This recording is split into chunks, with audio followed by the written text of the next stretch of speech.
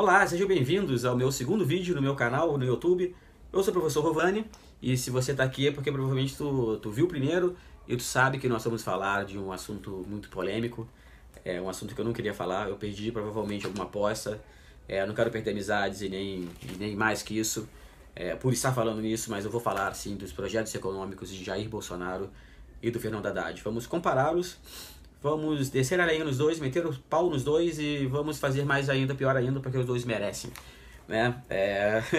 Eu sei que se você tá vendo isso aqui, provavelmente você tá fazendo campanha para um ou para outro aí na sua rede social, para os seus amigos ou enfim para sua família. Na verdade não, tu não tá fazendo campanha para um ou para outro não, tu tá fazendo campanha contra um ou contra o outro, né? A nossa campanha eleitoral, nossa corrida presidencial de 2018 foi mais ou menos por esse lado. 2014 foi um pouco menos que isso aí, eu tenho medo do futuro, no caso. A polarização política está tão grande que as últimas eleições, por exemplo, o último candidato não conseguiu chegar no final, né, do seu mandato. Por quê? Essa guerra. É muito fácil você puxar o tapete um do outro quando tu tem essa guerra, essa polarização tão grande que a gente está vivendo. Eu gostaria de ver um terceiro candidato, uma outra via nisso, para tentar amenizar um pouco toda a população, né, e o que a gente vive agora. Mas não, nós não temos. A gente poderia até ter, mas se fosse Alckmin e o Haddad, por exemplo, e poderia ser, obviamente a gente estaria com uma situação um pouco melhor, né? Poderia ser Lula e um outro também, talvez a situação estivesse até pior, né? Porque o Lula representa um pedaço daquilo que os outros não querem, né? Tipo, embora o Lula seja um político de maior prestígio não, de uma popularidade no Brasil, também provavelmente é um dos maiores, com maiores rejeições. E é isso mais ou menos que eu tava querendo, é onde que eu quero chegar, né? A gente tá precisando de alguém com menos rejeição para conseguir governar. Senão não vai adiantar nada. Vamos lá, a campanha foi uma lástima, a campanha foi horrível, a campanha teve morte na rua, teve amizades sendo desfeitas. Alguém sabe de algum casamento que foi desfeito nisso aí? Eu soube de uma pessoa que casou, né, que teve início de relacionamento, né, mas aí virou viral, todo mundo compartilhou, porque afinal o cara que vota não sei aonde não pode namorar outra pessoa. Mas a princípio, se bobear, né, na realidade, assim, não pode mesmo, sabe? A gente tá vivendo isso, né? Então, mas poderia, né? A verdade é essa, que deveria, tal, né? Então, a campanha foi feia, teve tiro, facada, soco na cara, capoeiradas e um monte de coisa, e ofensas às minorias e mais, né? Então, a gente precisa elevar muito o nível para começar a falar bem disso aí. E como teve tudo isso nas eleições, né, na campanha, não teve projeto nenhum. Se eu ligar a TV daqui a pouco e ver a última propaganda eleitoral dos dois, não vai ter projeto. Vai ter, nesse último momento teve compra de voto, né?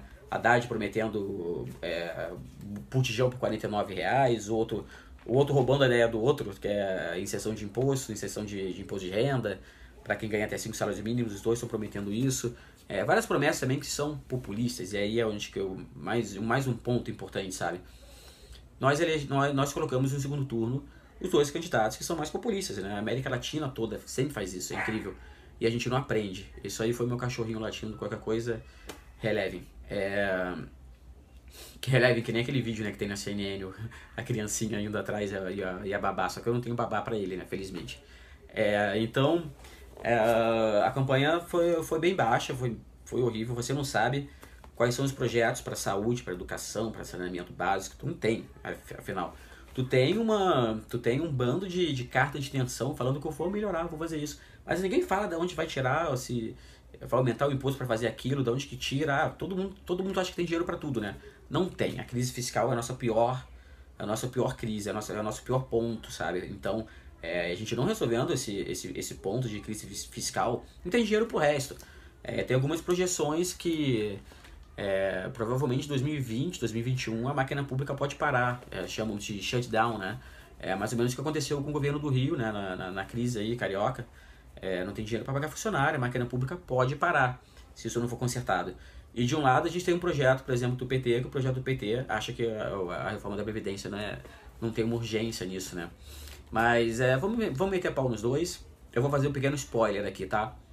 Eu vou meter mais pau num, tá? Eu não quero direcionar o teu voto, eu não quero, tô nem aí, eu não quero mesmo. Tu vota em quem tu quiser, a consciência é tua, né? E se não quiser votar também, fica à vontade. Mas a intenção aqui, na verdade, é dar uma caralhada nas ideias, né? E aí eu vou falar de um, vou falar de outro, vou dar a minha opinião, afinal eu não tô aqui à toa. Mas ela sempre vai ser bastante técnica, eu não vou dar uma opinião. Eu vou dar uma opinião técnica, se você quiser debater essa opinião, né? Comente aqui, dá o dislike naquilo e foi, entendeu? E aí a gente vai pra frente, né? Não fica nessa coisa de ofensa um do outro e ponto. Porque existe uma justificativa das ofensas dessa eleição, é que um candidato, ele é mais radical, né? E ele expôs várias ideias bem ofensivas às minorias no passado, e agora ele tá passando um pano, né? Mas tá surgindo novos vídeos da família dele falando um monte de coisa. Então existe uma justificativa que agora você pode ser agressivo com esse candidato. Talvez com esse candidato sim, mas com a senhorinha que vai votar nele, não, sabe? Tá todo mundo sendo agressivo pra caramba com isso, sabe? Mas isso só é um caminho que está sendo traçado já há anos, entendeu? Nas últimas eleições, será que você tinha total liberdade de falar e não ser ofendido se você ia votar no Aécio ou na Dilma? E lá atrás, será que tu tinha também uma certa segurança pública na rua quando você fosse falar que você ia votar no Lula ou no Serra? Não, sempre foi muito agressivo, agora tá pior, né? E o nosso caminho é piorar mais. Se bobear, nas próximas eleições vai vir uma freira contra, sabe, uma senhorinha aposentada que dá milho pros pombos na praça. Vai ser ofendido igual, sabe? Porque o nosso caminho como sociedade tá bem por aí. Isso explica também o porquê de um candidato também tão radical estar a vias de ser eleito, né? Mas vamos lá. Vamos ao primeiro ponto, né, de comparação, que é a geração de emprego, renda e volta do crescimento econômico. Eu queria, na verdade, aproximar um pouco mais os dois candidatos em todo esse vídeo que eu fiz aí, nesses 8, 7 minutos, sei lá, cara, que estão rolando até agora. Só que vamos logo, né, pro assunto, para não ficar debatendo muito. Vamos lá. Primeiro ponto, emprego, né? Vamos ao candidato. Vamos ser o PT, porque eu vou meter mais o pau agora nesse pedaço, né? A gente vive numa crise de déficit orçamentário enorme, né? Corre risco de um shutdown aí, né? De a máquina pública parar. E por esse déficit, né? Vai acontecer mais ou menos o que aconteceu no estado do Rio de Janeiro. Só que, e aí como é que o governo do PT quer criar emprego? Né? Ele quer criar emprego investindo. As obras estão paradas lá do PAC, que são umas 6 mil, 7 mil obras. De 9 mil obras, 3 mil foram entregues, alguma coisa assim, ou 2 mil. É um número muito baixo, 4 mil, de 12 mil, uma coisa. É um número por aí, 60%, 70% das obras não foram entregues. E então é um número absurdo, assim. E eles querem retomar esses investimentos públicos, né? Só que a gente se pergunta com que dinheiro eles vão fazer isso, né? A gente está em crise, a gente não pode aumentar os gastos, né? Mas enfim, como é que eles vão fazer isso? Eles falam que vão usar 20% das reservas internacionais. Mentira, tá? Reservas internacionais não podem ser mexidas, não podem ser investidas nisso, tá? Tá na Constituição, entendeu? Então o que eles querem fazer? Uma pedalada, outra, sabe? Ficar inventando conta por aí, sabe? Inclusive eles queriam fazer uma constituinte, o qual já foi desmentido agora, porque todo mundo tem medo de uma constituinte, né? Principalmente pela situação que a gente vive politicamente, né? No Brasil, o medo de um e o medo do outro, né? Então eles querem usar, continuar com os investimentos, com gastos, né, do governo lá em cima, que foi praticamente o que levou a gente à crise que a gente está agora, econômica, né? Os gastos governamentais muito alto. Então ele quer aumentar isso, né?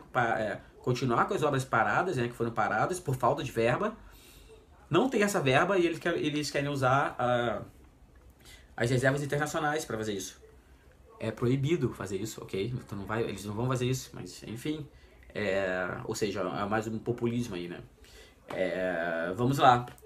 A do Paulo Guedes é um pouco mais pé no chão nessa área.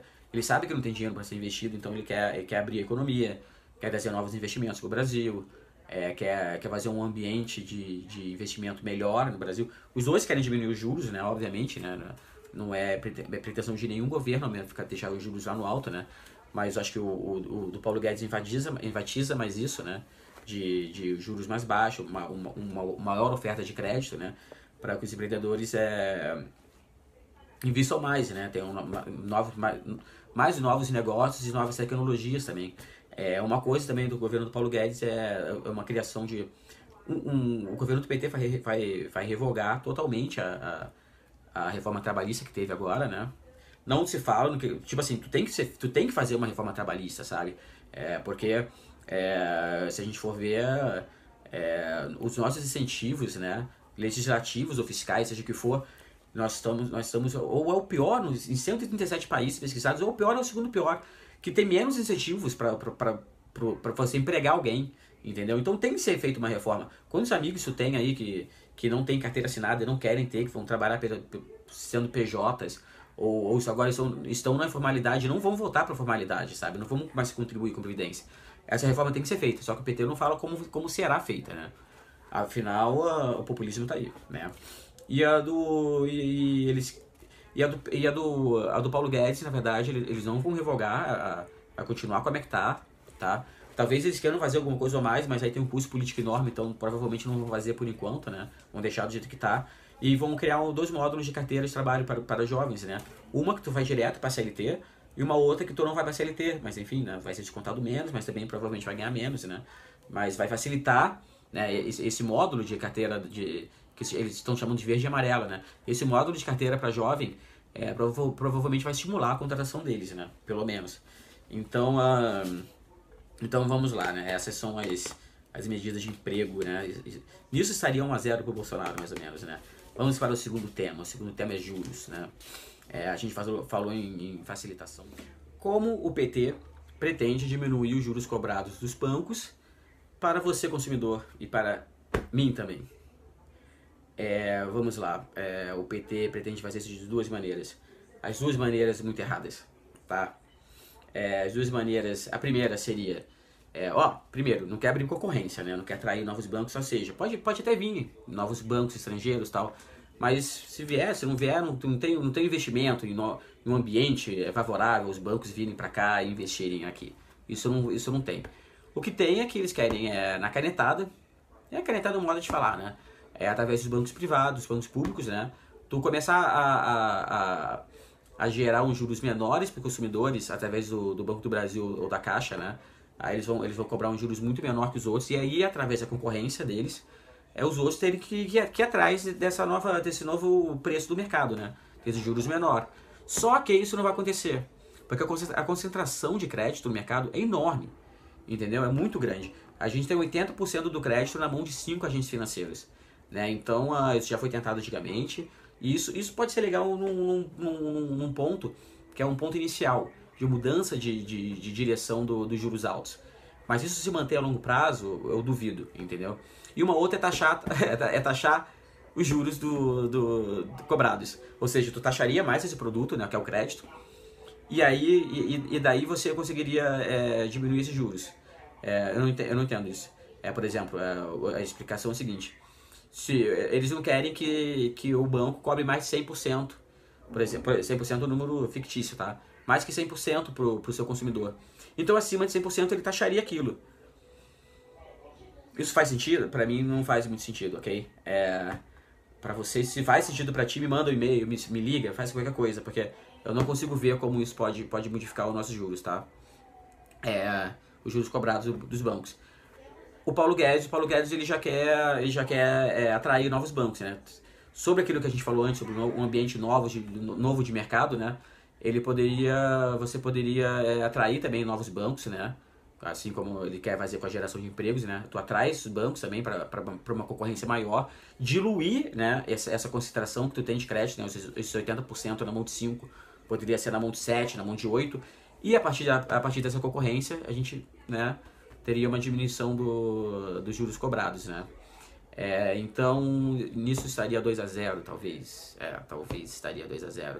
Vamos para o terceiro ponto. Terceiro ponto, vamos lá, um terceiro ponto crítico, que é as contas públicas. As contas públicas eu vou ter uma colinha aqui, ó, no meu caderno, porque tem contas a serem feitas aqui e até me aproximei da câmera aqui, e é um tema mais polêmico, assim, na verdade, pra gente, mais técnico também, né? Porque é o seguinte, pra gente é o principal ponto que o governo tem que mexer agora, sabe? Porque sem diminuir o déficit orçamentário, você não tem dinheiro para o resto, você não tem dinheiro para saúde, segurança, educação, saneamento. Então esse aqui é o ponto principal. É o que eles chamam do gargalo ali de produção, tá? É isso aqui. Esse aqui é o nosso gargalo administrativo do orçamento do governo, ok? Das contas públicas. Então vamos lá. Esse terceiro ponto aqui é muito importante, por isso que eu até tenho uma colinha aqui, vou fazer que nem o Bolsonaro nos debates, vou ficar com a cola, não tá na mão, tá aqui, né? Mas vamos lá, porque também tem números a serem discutidos aqui. Vamos lá, é o teto de gastos, que é o principal, não é o principal, é o primeiro ponto que vamos debater aqui. Os dois vão revogar, tá? O Paulo Guedes vai revogar porque ele já entende que isso está estourado, que não tem como continuar com isso, mas ele entende que é um ponto razoável, que é um ponto que de repente no futuro, quando as contas estiverem mais acertadas, terá que ter, né, uma responsabilidade maior nas contas públicas, né, e de repente volte, ou então de repente tem alguma... A gente já tem muita lei de responsabilidade fiscal, né, então não precisa de mais, talvez. E o governo, e pelo lado do PT, o PT fala tudo que o governo Temer fez, eles falam com um rancor absurdo, sabe?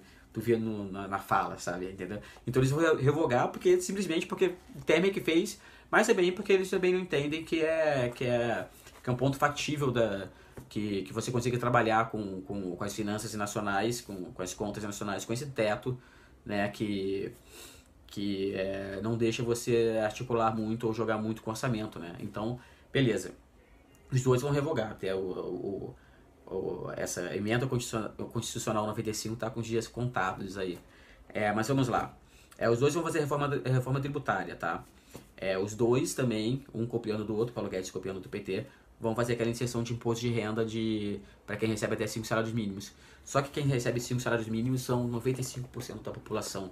Isso significa uma arrecadação muito grande do imposto de renda. Eu não sei de onde que eles vão tirar isso. O Paulo Guedes já tentou até... Tenta fazer algumas contas aqui, mas as contas não fecham. Eu não sei como eles vão fazer isso aqui, porque significa que 95% da população vai parar de pagar imposto de renda, tá? Se isso é populismo, se isso é compra de voto, eu não sei. Mas só sei que se realmente isso acontecer, o rombo nas contas é um absurdo. Eu acho que essa conta não fecha. Vamos lá. Essa reforma tributária do PT tem, obviamente, aquela tabela progressiva do IR, né? Quem ganha mais vai ter uma tabela maior do imposto de renda, isso já existe, né? Então vamos lá. E teremos também aquela que eles estão falando de VA, né? O imposto VA, que é de valor agregado. Um minutinho, vamos lá. Valor agregado. Ou seja, eles vão diminuir os impostos indiretos e tentar facilitar, né? Até porque isso contribui também com uma arrecadação direta, né? Então maior, tu perde menos pelo meio do caminho, né? Inclusive na área produtiva. Mas, se eu não me engano, também o Bolsonaro também já roubou isso aí, esse VA.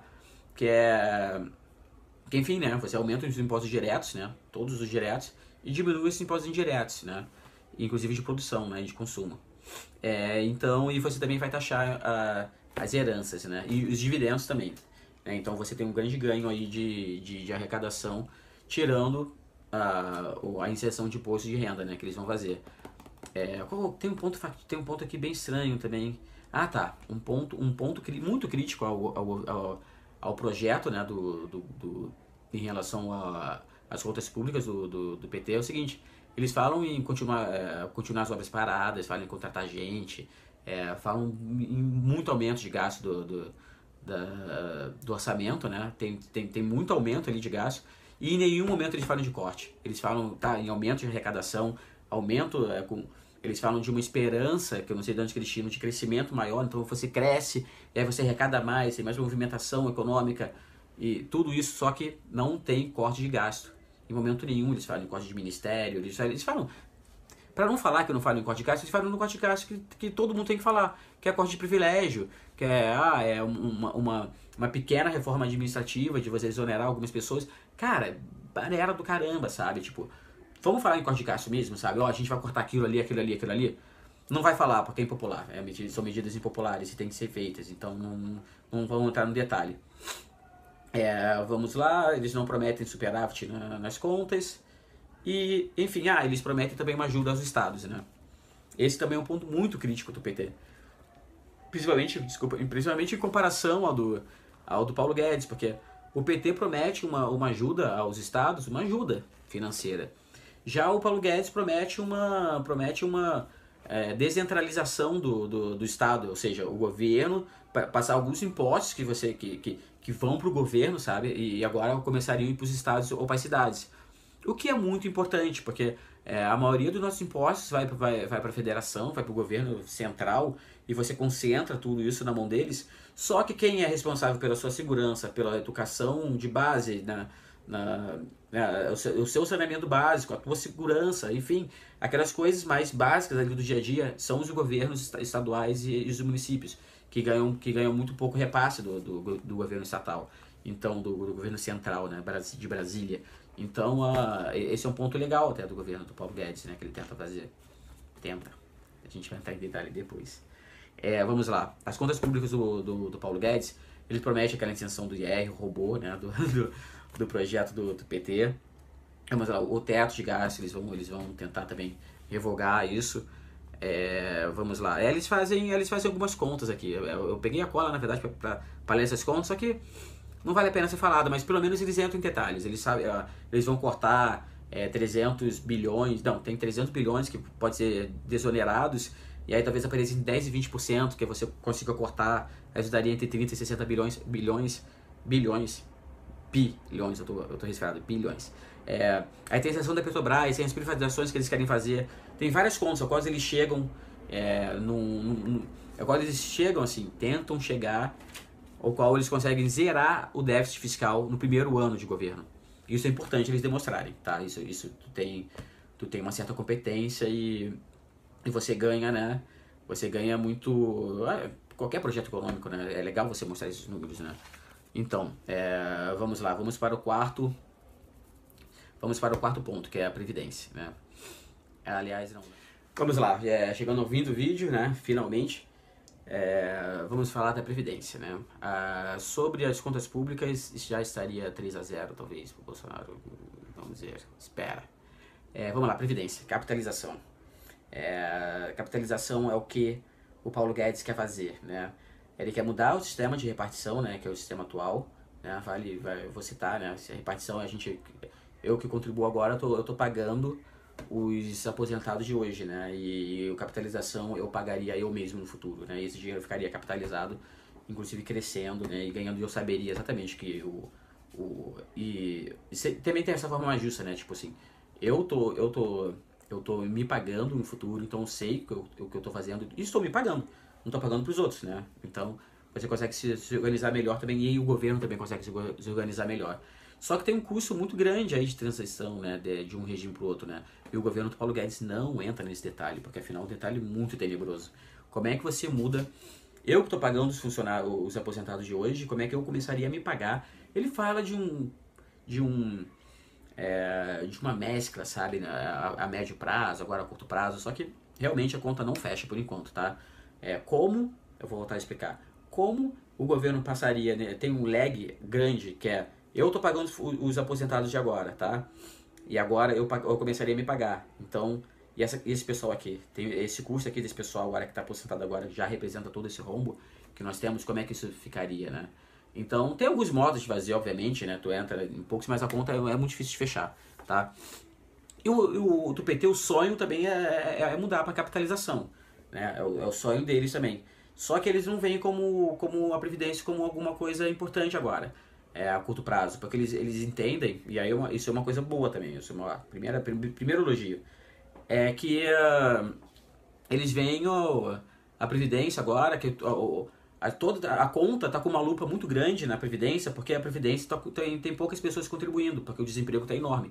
Então a gente vê o buraco da Previdência como um buraco muito maior do que ele realmente temporariamente falando, né? Então eles não querem fazer a reforma da Previdência agora, porque eles entendem que fazendo a reforma da Previdência agora, a gente faria uma reforma da Previdência talvez muito radical, né? Uma reforma maior do que talvez deveria, uma reforma mais dura do que deveria. Eles querem jogar para depois. Ao mesmo tempo, isso também dá um medo da gente, porque como a gente quer que esse déficit, né, fiscal, esse déficit do orçamento que está enorme, seja seja zerado, né? Seja principalmente o déficit primário, tem vários outros, né? A gente quer que tenha uma estabilidade fiscal no Brasil, né? E você não demonstrando que tu vai fazer essa reforma da Previdência, você não demonstrando que mesmo a gente olhando com uma lupa, é um buraco gigantesco também nas contas públicas, sabe? Então, como, cortar isso, sabe? O do PT fala, não entra em detalhe, fala que não é importante, é o curto prazo e joga para depois, né? E isso é um ponto negativo, né? É importante você demonstrar que você quer fazer todas as reformas importantes que tem que ser feitas. Inclusive, ninguém fala mais da reforma política, né?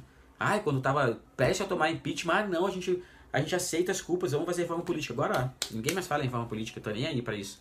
E, inclusive, a gente vai sofrer muito com a política ainda nesses anos, né? Pelo que eu expliquei no início e por tudo. E vamos para, talvez, o nosso último ponto, né? O último ponto aqui da nossa discussão, que são as privatizações.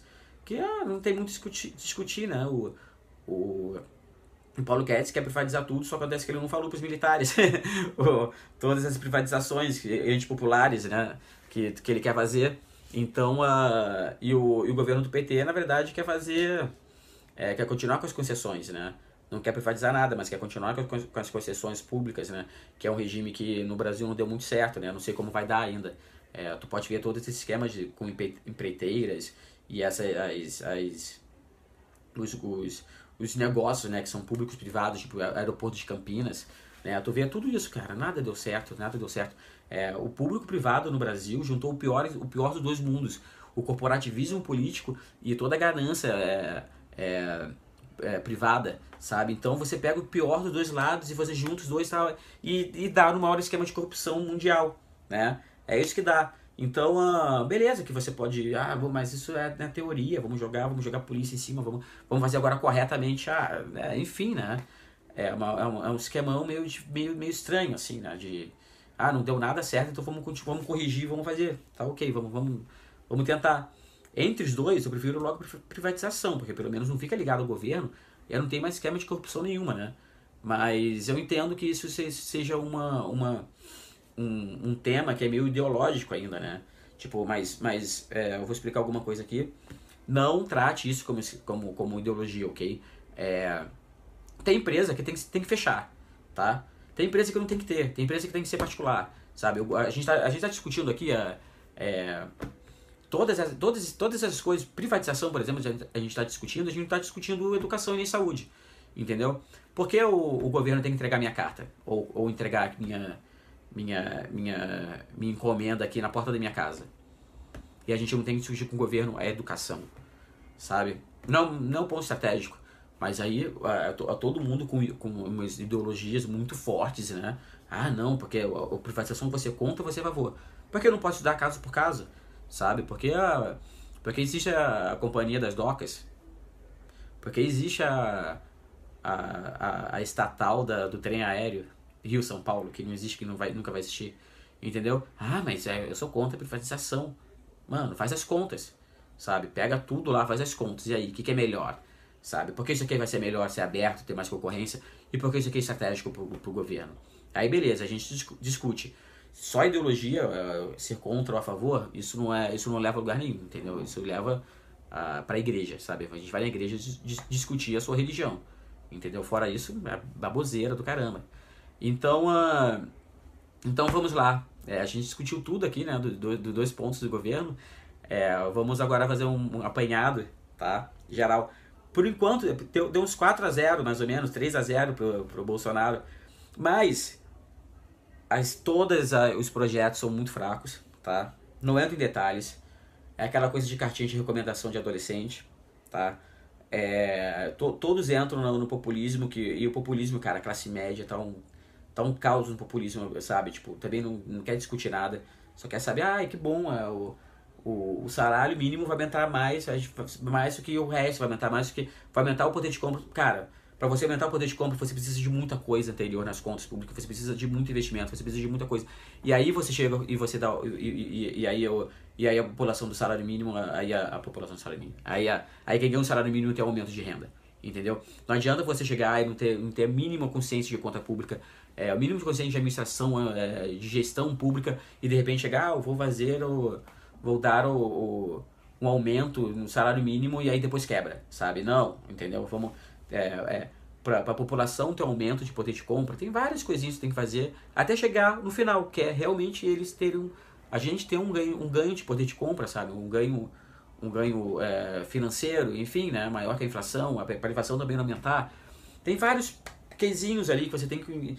É um quadrado, sabe? Tu vai... um quadrado, um quebra-cabeça. Você vai montando até chegar ao ponto final. Você não pode ir no ponto final direto, entendeu? Então, essa é uma discussão legal. Então, mas vamos lá. Estaria 3-0 o Bolsonaro? 4-0? Talvez 5-0? Estaria, a não ser que fosse o próprio Bolsonaro, tá? O Bolsonaro é essa máquina de falar baboseiras, tá?